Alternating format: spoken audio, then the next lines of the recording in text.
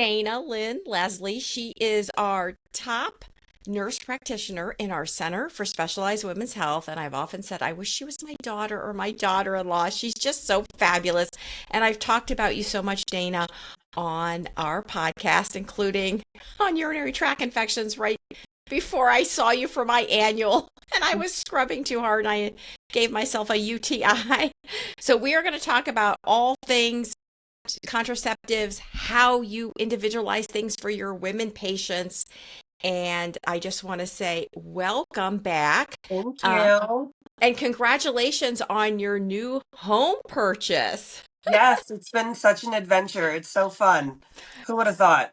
Yeah, I mean, I can't believe how handy you are. And you're, a new homeowner. You know how to redesign things. And you're also a gardener and a farmer and a landscaper. Trying my best. I don't know if those are adjectives to describe myself, but we're working on it.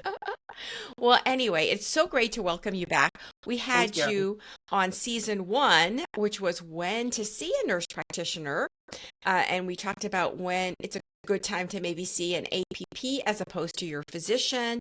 We also talked about all the different types of IUDs. So, for any of our listeners, if you didn't hear that one, that's a good one to go back to. Um, so, Dana is back to discuss how and why individualizing contraceptive options is important, especially in younger women as well as women in perimenopause. And we're also going to talk about a somewhat newer topic, which is all about in home sexually transmitted infection testing. Just as a reminder, Dana is a certified nurse practitioner at the Cleveland Clinic Center for Specialized Women's Health. She had her undergraduate degree at Youngstown State University. She was a D1 volleyball athlete, worked her way all the way through school, and then she got her graduate degree at the University of Cincinnati. And she sees patients at the main campus. She previously was seeing patients in Lakewood, but now that it's November, she's moved her practice Fridays. She sees women at our Strongsville facility, which is where we're expanding on the west side. And we'll be expanding on the east side with another nurse practitioner physician combo that we'll let our listeners know about. So, anyway, welcome back, Dana. Thank you so much. I'm happy to be back. So let's just start off talking about if a woman is going to go on some sort of contraception for the very first time or decides to make a switch, Mhm. what should be their first step, or what are some of the things that you talk to ladies about? Absolutely. When it comes to contraception, it really depends on the purpose as to why someone's getting on contraception. There's a lot of different reasons to start contraception outside of just preventing from pregnancy. There's reasons for, for everywhere from cystic acne to heavy menstrual flow to painful periods to perimenopause. So it's really just figuring out exactly what the person is coming in for, the reasoning that they're getting on the birth control, and then moving from there, like going through their medical history and exactly what would be a good fit for them. Absolutely. One of the conversations I have so much with my patients that are in late perimenopause, about to be in menopause, who don't need contraception for a variety of reasons, tubal ligations, vasectomies, not sexually active, etc. Um, they're like, but I don't need birth control, but it's Mhm. hormonal control. And it just amazes me that there's a lot of women who come in. I don't know if it's because of everything on social media, but they just want, oh, I want the patch, or I want that bioidentical hormones. And why do you tell them that's not the right option for them based on their hormonal status? Exactly. Yeah, we have a lot of patients that are like, well, I don't need birth control. I'm not here for birth control. I need hormonal support, or I want something to help anti aging as I'm going through this transition and things. And the way I describe it the best is for women that are still having periods or haven't gone through that full 365 days of not having bleeding, their ovaries are still functioning. So you need a different dose of hormonal level to help control that ovarian function so that you're able to successfully get over the symptoms that you're experiencing while also reducing your risk of breakthrough bleeding and spotting. Yeah, that is so true. And what I also tell women is that even low dose hormonal contraceptive options, which control the ovaries, which your ovaries are still young enough, they're not functioning right, but they're still too strong that if you use menopausal hormones, you're probably going to have abnormal bleeding, unless you have an IUD in or you're at that very, very tail end where, it's just a matter of a few weeks before you go into menopause, that they're actually getting more hormone. And a lot of times it's actually cheaper. They may not have a copay. So sometimes I think when women hear that, they're a little bit more accepting. But of course, not all women are options for higher dose hormonal contraceptives if they smoke, if they have blood clots, if they have other, medical conditions. But a lot of healthy perimenopausal women, whether they need contraception or not, do very well. And I think that those women who are done with childbearing, they've already had their tubal, are dismayed because they thought they were just going to sail right through that process, which doesn't always happen. That's Correct. for Yeah. sure. So the other day we were talking about some hormonal contraceptive pills that have little twists on them, like being Yeah. chewable or dissolvable. Absolutely. Yeah, there's a couple different kinds out there on the market now. So the chewable tablet came out, I believe the first one was FDA approved in 2014. That original pill isn't even on the market anymore because there wasn't such a high demand for it, but it recently has made a retic in, production. There's chewable and dissolvable. They do have flavors with them so that they can taste like spearmint for those people that have a hard time swallowing tablets or swallowing pills. You can chew it. The recommendation is that you drink a whole glass of water after taking the medication to get the absorption. It was interesting, for the chewable tablets, you can chew the tablet or you can swallow it whole. Whereas that dissolvable tablet that just came out, that one's the newest one that came out last year in 2024. The manufacturer doesn't list swallowing that tablet whole as an available option that hasn't been studied yet for taking. So it's hesitant to use because if someone accidentally swallows it whole, they say that you should be fine, but it's kind of a murky area. There isn't a lot of research on if you actually take the tablet without letting it dissolve. I have not had anyone in my practice specifically say that. Now, I know there's lots of people who don't like to swallow big pills. There's people who forget to take pills every day. Um, the only thing that concerns me about the one that dissolves in the mouth is that they think it's a breath mint. Like I'll pop it in before I'm going to be intimate, but it's not Yes, like that. It's absolutely. not an as needed No. thing. Right. Yeah. You still have to take it at the same time every day, just like your other birth control pills. Yeah, and that is so important, especially with some of the lower dose pills that have a lot more breakthrough bleeding. Do you want to talk about why you might pick certain brands that are better for acne or mood issues versus heavier bleeding versus women that might have be on seizure medicine or have recurrent ovarian cyst or polycystic ovaries that need like even higher Absolutely. doses? Absolutely. Yeah. So there's a lot of different reasonings as to why we pick specific pills. If someone's coming in and they want something for their cystic acne, or if they have a condition called PCOS, or if they have elevated androgen levels in their lab work, I like to use a birth control pill that leads with drospirenone, which is a progestin that's in the combination pill. So all of the combination pills have estrogen and progestin in them. There's estrogen in progestin pills, or there's progestin only pills. There are no estrogen only birth control pills. There's estrogen only hormonal replacement pills, but not for contraception. For contraception, you need the progestin to protect that uterine lining because all these patients have a uterus. So I really like the Yaz and the Yasmins or the drospirenone based progestins in the any type of pill because those seem to do a lot better job with controlling the ovarian function, decreasing the bleeding and decreasing those other symptoms that women have experienced other than just those heavy menstrual cycles. Yes, absolutely.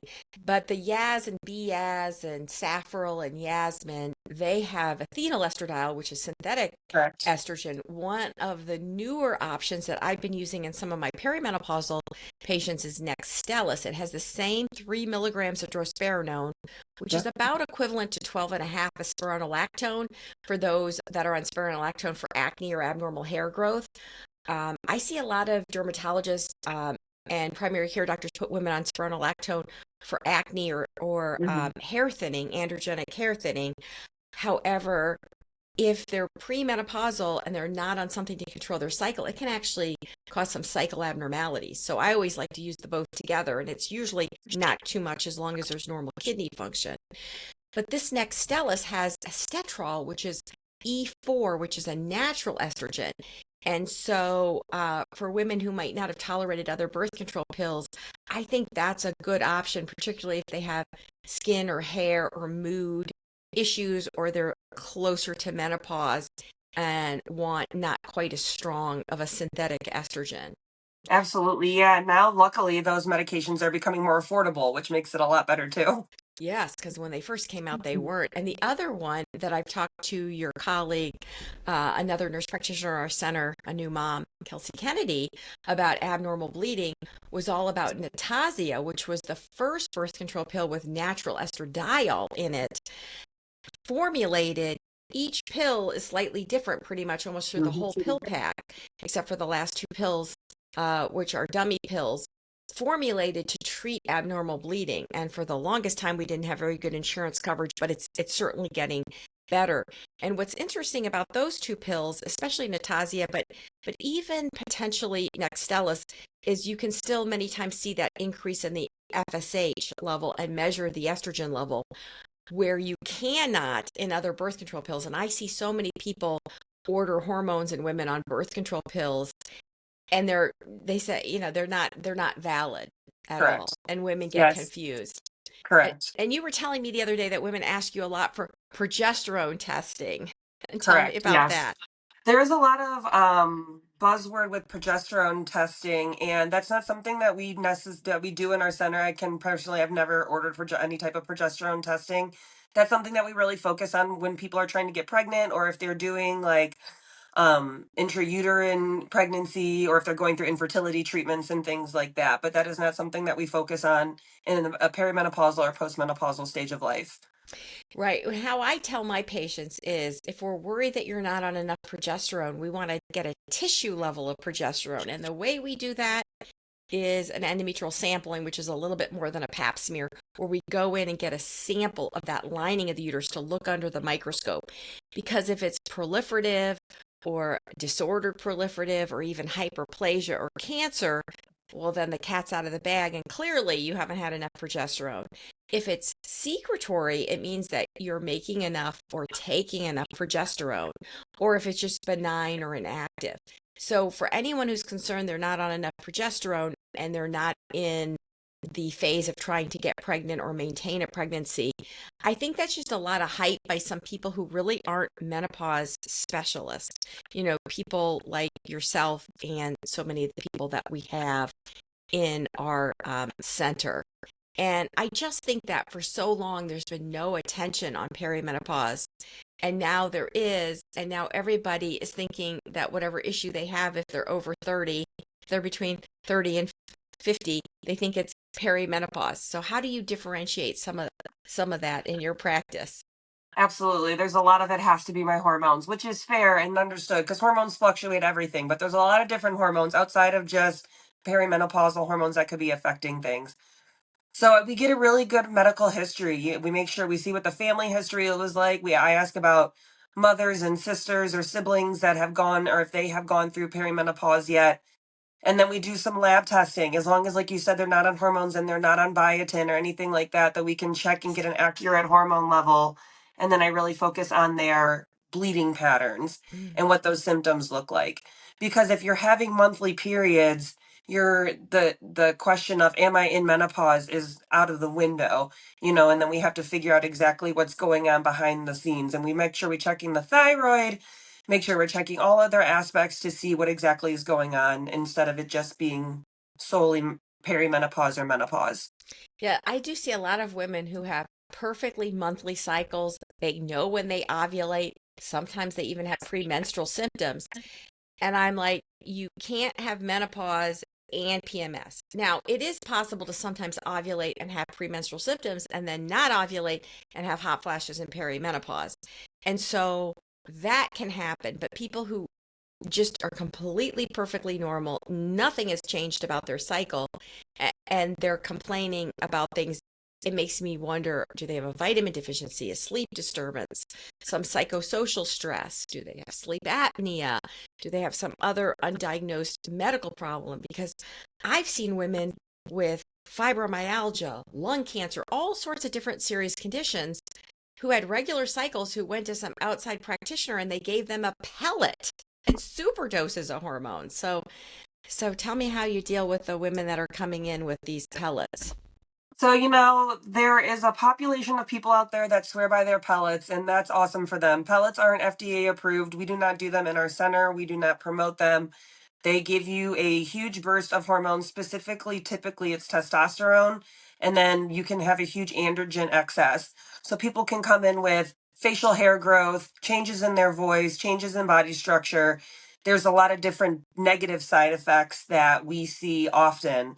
So we stay away from pellets. You inject something, you're stuck with it for 3 months. You have no control over what happens after that. And they're not FDA approved or regulated. So we really don't use those at all. Yes, that is for sure. And I think that anytime you boost hormones, just like when sometimes people take prednisone or steroids for some rheumatic condition, ooh, there's a boost to energy. Um, Yes. I had to take some systemic steroids a few years ago, and I'm like, I feel like I'm 20. I have all this energy. I don't feel anything in my joints. But long term, that's just not sustainable. And having a higher level of testosterone than is appropriate for a female can really cause long term irreversible effects. Hmm. And what women need if they are truly low in estrogen is estrogen. They may or may not need testosterone. And we certainly prescribe lower doses of either oral or transdermal topical testosterone in those women that need it. But I think it's definitely abused. And I think a lot of women get tired of paying the money and having abnormal bleeding. And then they show up in our office. And there is Hmm. like an addiction tachyphylaxis. If you get used to these really high bursts of hormones, it takes like more and more to kind of reach that peak. And then that causes havoc on your breast, your uterus. It's not sustainable. And we have so many other options that people don't have to suffer that it's really a shame that so much of the care that's cash based by people who really are not certified menopause practitioners, what they're Hmm. doing. Yeah. So, you have been listening to the Speaking of Women's Health podcast. I'm your host, Dr. Holly Thacker, the executive director of Speaking of Women's Health, and I am with nurse practitioner Dana Leslie. We've been talking about contraception, and we're going to move into STDs. But before we leave contraceptives, do you want to make any comments about intrauterine systems, implants, diaphragms, Yeah, condoms? absolutely. Yeah, so the biggest thing that the Mirena IUD came out with some new research that now it is good for 8 years from a contraceptive standpoint. And I think the biggest misconception, especially in our practice, is that that IUD can stay in for 8 years for endometrial protection. And that's not true. We can only use it for 5 years for endometrial protection. So even though it's good for 8 years for birth control, but you still need something after that 5 year mark to help protect you if you're on an estrogen to help with perimenopausal symptoms. Yeah, I really like to get people at the 5 year mark, have it switched out as they're getting older, especially if they've got any risk for uterine cancer or abnormal bleeding. And it's only FDA approved to manage abnormal bleeding as well for 5 years, whether or not you're adding the estrogen patch or not. And I've seen some decidual tissue in people up to 8 years. So personally, if I was using it for contraception, would want it out at 7 years. But um, yeah, they have kept pushing it back. And tell us about there's an over-the-counter progesterone only contraceptive. Tell us about that. Yes. Yeah, so the over the counter progestin onlys, those are your norethindrones. We prescribe them often in the office, but now they're giving people the options to get them without going to the doctor's office for people with less insurance or for whatever reason if they don't feel comfortable talking to their provider about contraception. The norethindrones do a really good job of preventing pregnancy as long as you're taking them at the same time every day.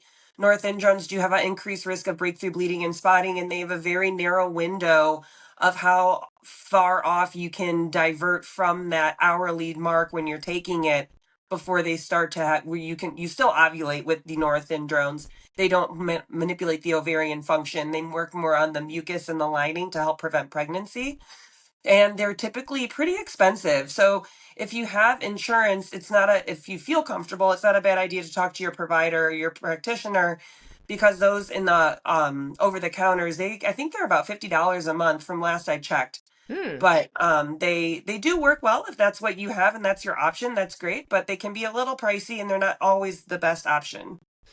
Yes, certainly. And they probably wouldn't help skin and hair, although the No. newest progestin only that's by prescription, Slind, is one of my Hmm. favorite. It's 4 milligrams of drospirenone, which doesn't raise blood pressure.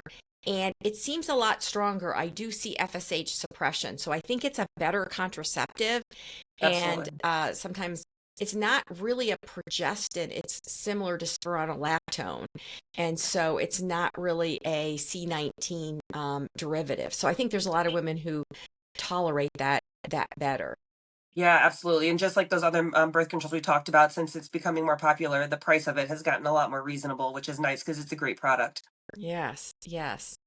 So any comments about implants, about who might want a copper IUD as opposed to a progesterone IUD? Yeah, absolutely. Some people feel like they have a very strong sensitivity to any type of hormonal fluctuation. So a lot of times, then we can recommend the copper IUD. The copper IUD is good for 10 years. It's strictly pregnancy prevention. It doesn't have a positive effect on the cycles.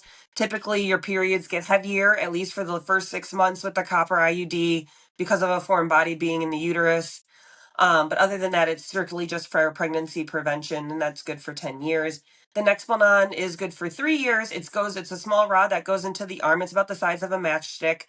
Those are all very efficacious for pregnancy prevention. My biggest side effect that I see with my patients with the Nexplanon, it's very hit or miss. So some people love it, have had it through every 3 years, get it exchanged, and they do perfect. Other people have a lot of abnormal bleeding, so they like it out and they want a different option. Hmm. I think for people who want an option, but they don't want something put in their uterus, one option that I use, and I actually prefer it over the Mirena, even if they don't have an objection to an IUD. But if they need ovarian suppression to reduce the risk of ovarian cancer, like we have BRCA patients who are not quite old enough to have their ovaries out and they don't want two surgeries. Some people go get the tubes out to reduce ovarian cancer, but keep their ovaries until their late 30s, or depending on if BRCA1 or 2, their family history by age 40, or done with childbearing, then they take the ovaries out and hopefully the uterus. But why they may need contraception, which a Mirena would give, it doesn't reduce ovarian cancer like hormonal estrogen progestins do. So I like the Anovera ring that Hmm. has enough hormones to last the whole year. So someone who's busy, shift worker, doesn't, want something implanted in their skin, wants the suppression to reduce ovarian cancer, they can just slip that ring in. And even though it's packaged to come out for a week, like the Nuva ring, rinsed off and the same ring put back in, it really can stay in the whole time and Absolutely. last a whole year. So that's a little niche that I don't see. I don't know how many, if women just don't know about that option. But anyone who's been a long-term Nuva ring option, those rings only last for 3 weeks, and then you have to throw it away and get a new one. Hmm. Absolutely, yes. So switching gears a bit, let's talk about in-home STI testing. What is an STI test? Absolutely. STI tests are swabs that we do to check for gonorrhea and chlamydia primarily. When you're in the office, the swabs that we do are a little bit more involved and a little bit more detailed, but the home kits currently are testing for gonorrhea and chlamydia.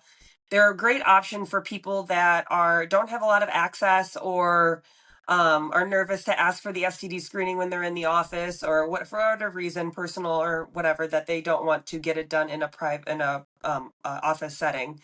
They are efficacious. They do just as well as detecting gonorrhea and chlamydia.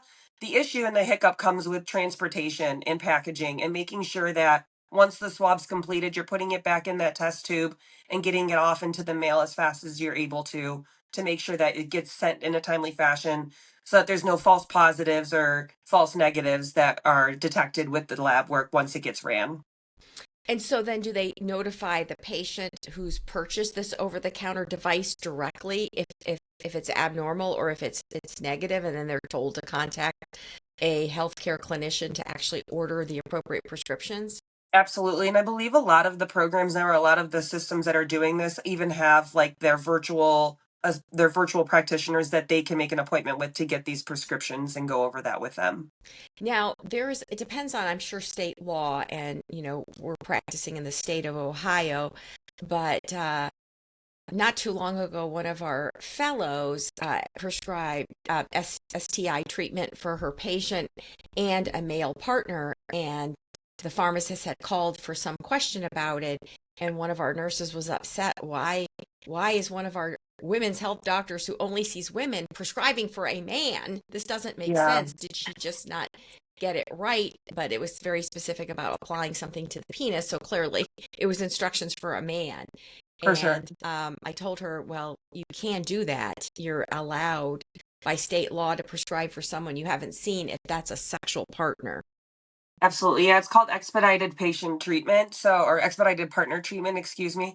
In the state of Ohio, we're legally allowed to prescribe for the patient's partner if they aren't able to get in, or if it's easier just to get them a quicker treatment and then they can get tested afterwards, after about 3 months after treatment, to make sure that it's cleared up. And I think it's important for people to know about antibiotic allergies. And I think ideally it's better to see a healthcare clinician in person.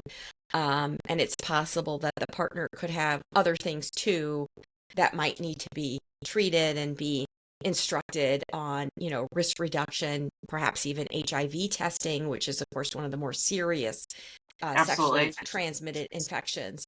Um, but any other comments about treating women, why you want to treat young women who have sexually transmitted infections and not just let that fester? Absolutely. So the CDC recommends that women that are sexually active under age 25 get screened every year. And then after that, at least every 3 years for depending on risk behaviors and things like that. I like to go. I ask every single patient when they come in if they want STD screening, because you never know. And some people just like to know and to make sure in the back of their head that they are okay in that department.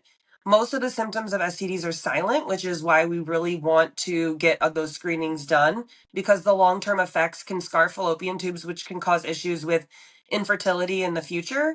Also, it can cause issues with the cervix, causing different pelvic inflammatory disease symptoms, and can, in the long run, become very painful and very problematic for patients if they don't get them treated. And it can certainly affect fertility, scarring the Absolutely. tubes, causing ectopic pregnancies, which can be deadly, actually. Talking about self screening, talk a little bit about HPV, human papilloma virus, home testing, and where you might Absolutely. recommend that. Yeah, so back in 2024, I believe in July of 2024, the FDA approved the first self swab pap smear or HPV detection. So it's still in the United States, it's still only approved to do in an office. They don't recommend it after, there's no like home kit yet. But the patient comes into the office. I use this specifically for people that aren't currently sexually active, have maybe never been sexually active, are nervous, have traumatic experiences with pelvic exams or whatever their medical history will be, and they just do not tolerate speculum exams. They're swabs that you put into the vagina. You insert it about 2 inches into the vagina, and then you turn it or move it around for 20 to 30 seconds, and then you put it into the tubes and send it off to the lab. It specifically is testing for HPV, which is the virus that leads to most cervical cancers, and it can reflex the cytology. However, the cytology isn't as accurate as what your typical pap smear is, but it at least can detect those high risk HPVs, and we can get a lot of people that have CIN2 and lesser have a good idea of exactly what we're dealing with, so we can get them the adequate treatment that they need. Now, one thing I've been seeing a lot of, I mean, I think that the co-testing, if you're over 30, with both the pap smear to look at the cells, which is a scrape of the cervix with a brush and a spatula first, then the brush, um, is and HPV testing is better than just HPV testing for sure, but something is better than nothing. And I've seen a lot of women who, follow instruction, they have insurance, they don't have any problem with coming in and getting, a pelvic exam, but they're so far arrears in their PAP.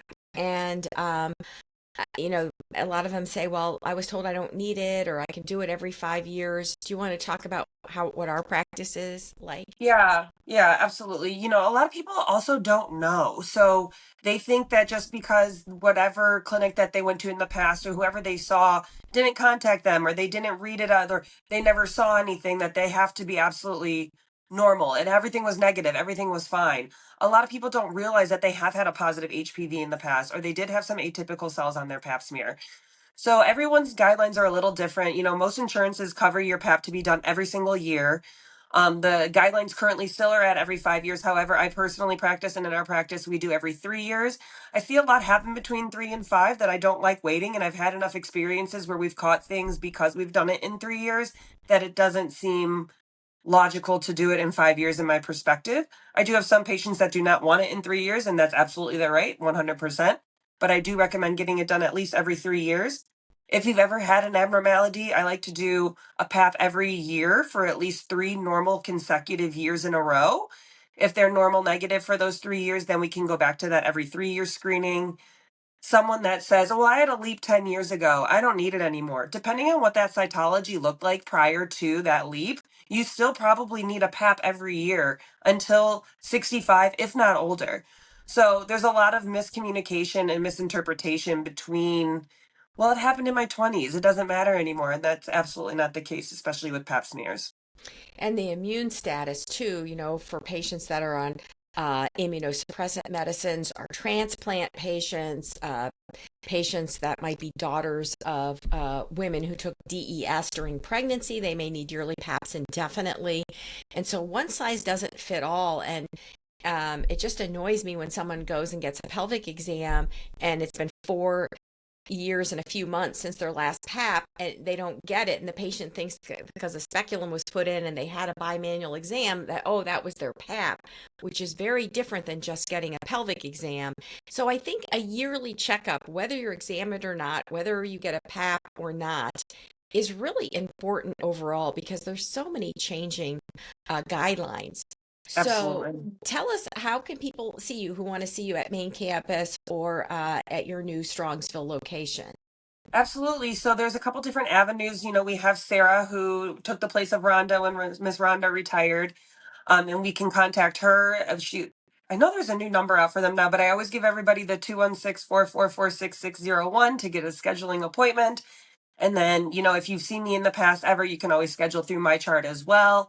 And it typically about a week or a couple weeks or so typically to get in, depending on what that schedule looks like.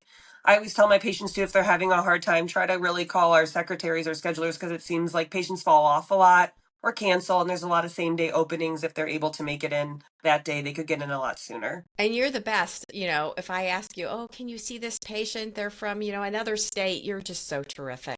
Well, So, you're awesome and you make it easy. So it's easy to do. well, thank you so much for joining us on this episode of Speaking of Women's Health. If you've enjoyed it, give us a 5-star rating. Send it to your friends. And if you don't already follow or subscribe or collect this free podcast, please do that. And remember, be strong, be healthy, and be in charge. And we'll see you next time.